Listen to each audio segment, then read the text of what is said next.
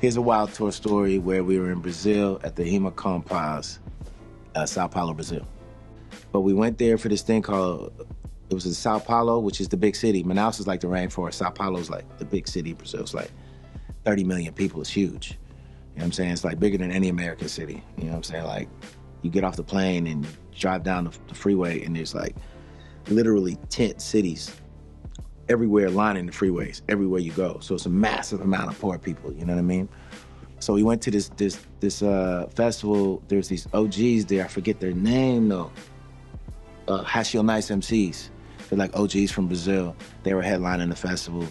And I remember rocking, it was like nothing but black and brown people out there, man. Like 3,000 people, 4,000 people, super dope. I don't know if anybody understood any rhymes I was saying, but they were vibing to it. Kicked it. Once again, after the show, got the weed, me, J Period, Amp, and we had this little tour bus dude who was driving us around. So there was bad ones. I mean, girl, the vibe out there, at least when I was there, the sexual energy with the females was like, if they feeling you, it's not like here where like a girl will like put it up in the air and kind of like hold it to herself, and you gotta interact and like kind of talk to her. The girls in Brazil, if they was feeling you, they was walking right up to you. Like, girls just walk right up to you, be like, come to my house tonight. You know what I'm saying? So I was surrounded at one point by like 4 or 5 women. And like, yo, you gonna come to the house? I'm like, nah, I got a girl. What? Are you serious? Who cares? Just come to the house. And I was like, damn, this is wild. You know what I'm saying? And I try to be a faithful dude. You know, I made many mistakes, but I try to be faithful. And so I was like, nah, I'm not gonna go. You know what I'm saying? They're like, all right, you sure? I'm like, yeah, I'm sure. So she bounced. The crew bounced. Then afterwards, I'm like, damn, we're hella bored. It's just us now. So now we're like, bro, let's get into something. Like, I feel like I missed my opportunity to kick it. I didn't want to do it, but a kind of temptation wanted me to do it. So I'm like, what are we gonna do now? So the bus driver's like, yo, let's go. I got this spot. So he takes us by this spot. We jump on the bus, and we're driving through Sao Paulo, and we get to this little cut.